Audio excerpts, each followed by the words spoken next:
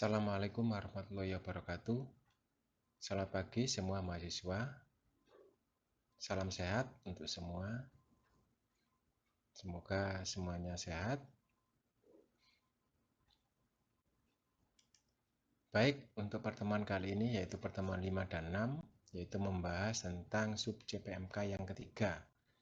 Yaitu tujuan pembelajaran sub CPMK yang ketiga. Setelah mengikuti materi ini, mahasiswa dapat menjelaskan sistematika dan formulasi bahasa Indonesia yang digunakan dalam karya tulis ilmiah atau artikel jurnal ilmiah dengan memperhatikan prinsip kaidah gramatika, pedoman umum ejaan bahasa Indonesia, dan Kamus Besar Bahasa Indonesia atau KBBI. Yaitu tugas 3, tugas kelompok mengulas artikel penelitian berdasarkan sistematika dan gaya selingkungnya. Saya lanjut. Di sini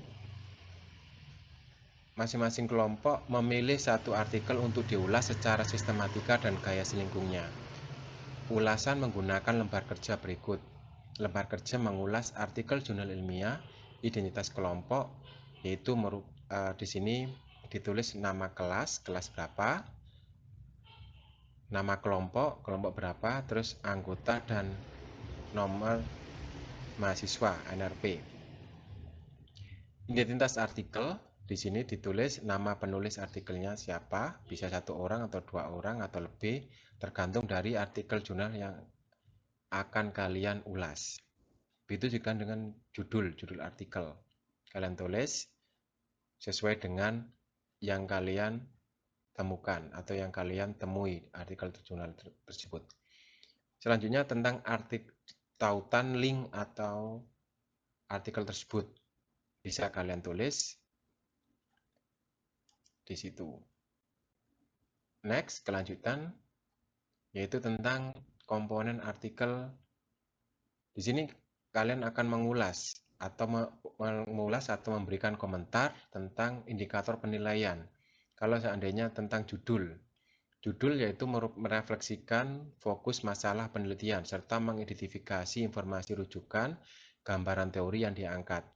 Judul ringkas, jelas, logis, mudah diingat, dan berkesan. Isi judul sesuai dengan tujuan dan hasil pembahasan. Ejaan dan diksi yang digunakan sangat tepat. Kalau dari indikator penilaian tersebut tidak mencerminkan dari judul, yaitu merefleksikan fokus penelitian, masalah penelitian, mengidentifikasi informasi rujukan atau gambaran teori yang diangkat, serta judul ringkas dan seterusnya, maka kalian beri ulasan atau komentar di samping kanan. Di sini kalian bisa menuliskan pilihan kata dalam judul tidak mencerminkan masalah atau tujuan penelitian. Judul terlalu miring atau terlalu panjang, sebaiknya diringkas menjadi ya bla bla bla bla. Terdapat kesalahan ejaan pada bagian kata depan dan kata asing. Kalau seandainya kalian temukan di judul tersebut. Next. Abstrak. Setelah judul dari sistematika itu berupa abstrak. Abstrak merangkum isi dan memberikan informasi kepada pembaca mengenai tujuan penelitian, masalah, metode penelitian, temuan, dan implikasi. Abstrak tidak menyantumkan sumber kutipan, jumlah kata tidak melebihi ketentuan, tidak terdapat kesalahan bahasa. Kalau dari indikator sistematika itu tidak sesuai maka abstraknya tersebut, maka kalian beri ulasan atau komentar di samping kanan. Ini ya. Selanjutnya tentang pendahuluan atau latar belakang dan tujuan. Di sini pendahuluan menyampaikan masalah dan tujuan penelitian serta menjelaskan pentingnya penelitian, menyampaikan pertanyaan penelitian. Latar belakang dan tujuan diuraikan dengan alur yang jelas. Informasi yang aktual, sumber kutipan terpercaya, latar belakang tidak mencantumkan pola kalimat. Oleh karena itu kami mengusulkan judul ya. Kalau seandainya latar belakang itu tidak mencerminkan tentang isi atau tentang judul tersebut, kalian beri komentar atau ulasan di samping kanan yang sesuai dengan template. Next. Setelah itu tinjauan pustaka atau studi literatur. Di sini tinjauan pustaka atau studi literatur indikatornya adalah memberikan konteks penelitian dengan menampilkan beberapa penelitian sebelumnya dengan topik relevan. Biasanya penelitian sebelumnya atau penelitian terkini yang meliputi teori dan kontroversi, mengidentifikasi sejauh mana kontribusi yang diberikan oleh penelitian sebelumnya, yang mengidentifikasi kontribusi penelitian ini. Tinjauan pustaka atau studi literatur bertujuan menunjukkan posisi penelitian penulis di antara penelitian-penelitian lain di seluruh dunia. Tidak hanya di lingkup ITS saja, tapi seluruh dunia. Kalau dari artikel jurnal ilmiah yang kalian dapat itu dari bahasa selain bahasa Indonesia, itu maka akan kalian cari apakah sesuai. Kalau memang tidak sesuai ya bisa diberikan komentar. Maksudnya di sini kalau berbahasa asing maka kalian terjemahkan dalam bahasa Indonesia untuk komentar di samping kanan. Apakah merupakan penelitian baru, mendukung hasil penelitian sebelumnya, atau menguji penelitian sebelumnya? Selain itu, tinjauan pustaka atau studi literatur juga menjadi rujukan bagi alur analisis dalam hal pembahasan. Alur penyajian harus saling terkait dan antar paragraf. Next, kelanjutan, yaitu metode. Metode itu berisi konteks, data, dan prosedur data analisis. Yang ketiga adalah pengolahan data. Indikatornya adalah memberikan informasi tentang pendekatan penelitian untuk pengumpulan dan analisis data, memberikan informasi tentang setting dan subjek penelitian, memberikan gambaran mengenai jenis data dan memberi sumber data, menampilkan tabel analisis jika ada. Alur penyajian metode haruslah logis dan lengkap. Pastikan bahwa terdapat benang merah antara tujuan metode dan hasil data. Kalau metode atau indikatornya tidak sesuai, maka kalian rasa tidak sesuai, maka kalian beri komentar di samping kanan sesuai dengan template. Next, kelanjutan yaitu tentang hasil atau temuan. Ini berupa jawaban terhadap pertanyaan penelitian, tampilan data, dan penjelasan. Indikatornya adalah menyampaikan data dengan contoh atau tabel atau bagan atau gambar dan menjelaskannya, mengacu kembali pada pertanyaan penelitian dan memberikan jawaban, memberikan komentar ilmiah pada data. Hasil berisi data penelitian yang sudah diolah serta menjawab tujuan penelitian. Data penelitian yang disajikan harus sesederhana mungkin dan mudah dipahami. Alur penyajiannya harus saling terkait antar paragraf, didukung dengan sumber referensi yang aktual atau terbaru. Kalau seandainya kalian temukan tidak sesuai, maka beri komentar di samping kanan. Selanjutnya adalah pembahasan. Indikatornya adalah pembahasan merupakan diskusi berdasarkan hasil data.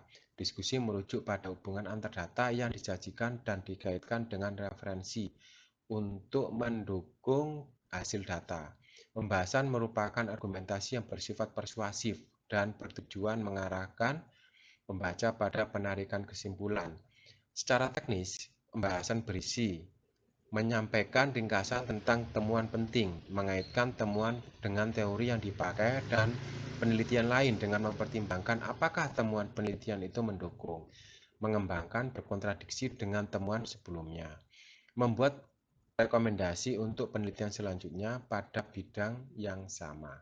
Kalau kalian rasa tidak sesuai, maka bisa diberi komentar atau ulasan di samping kanan. Selanjut, kesimpulan. Kesimpulan tidak sama dengan ringkasan. Perlu dicatat atau perlu digarisbawahi. Kesimpulan harus memberi penekanan pada kelebihan penelitian atau metode hasil atau temuan, serta tujuan penelitian. Kesimpulan membahas implikasi praktis untuk kepentingan profesional dan pedagogik sebagai hasil pemikiran hasil temuan penelitian. Di sini kalau kalian rasa kesimpulannya tidak sesuai dengan indikatornya, kalian beri komentar di samping kanan. Next, ini formulasi bahasa, itu berupa ejaan, kalimat, paragraf, dan anti plagiasi. Ejaan di sini tidak terkait dari lebih dari 3 jenis kesalahan ejaan. Kalimat tidak terdapat kalimat belum tuntas. baik dari segi struktur maupun gagasan atau ide kalimat. Paragraf tidak terdapat paragraf dengan satu kalimat, hubungan antar paragraf padu dan utuh. Anti plagiasi terdapat sumber rujukan pada setiap kutipan. Jumlah sumber kutipan dalam teks sama dengan jumlah pustaka dalam daftar pustaka. Cara penyusunan sumber kutipan dan daftar pustaka benar sesuai dengan template. Jadi setelah sistematika ini akan ada ulasan atau komentar tentang formulasi bahasa atau gaya selingkungnya. Itu ejaan.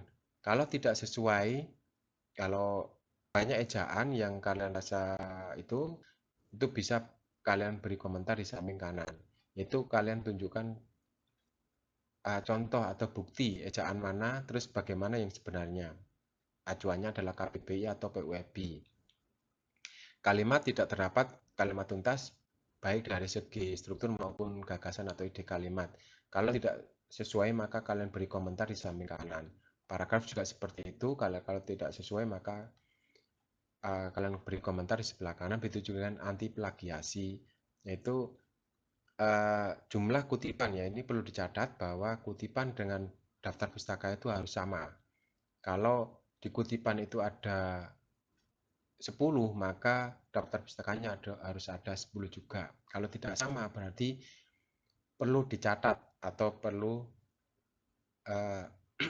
ada kesalahan dalam penulisan sitasi atau untuk rujukannya. Next, untuk indikator penilaiannya adalah rubrik penilaian. Jadi nanti yang akan mengisi rubrik penilaian adalah dosen di sini, nama kelompok dan anggota, yaitu ditulis nama dan NRP. Indikator penilaiannya adalah mendeskripsikan dengan tepat kelebihan dan kekurangan artikel terkait alur berpikir dan penggunaan bahasa pada judul abstrak, pendahuluan, dan studi literatur. Yang kedua, mendeskripsikan dengan tepat kelebihan dan kekurangan artikel terkait alur berpikir dan penggunaan bahasa pada bagian hasil dan pembahasan. Yang ketiga, mendeskripsikan dengan tepat kelebihan dan kekurangan alur berpikir dan penggunaan bahasa pada kesimpulan.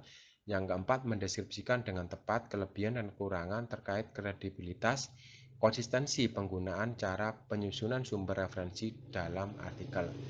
Ini penilaiannya 0 sampai 50 itu kurang, 51 sampai 70 itu cukup, 71 sampai 85 itu baik, 86 sampai 100 sangat baik.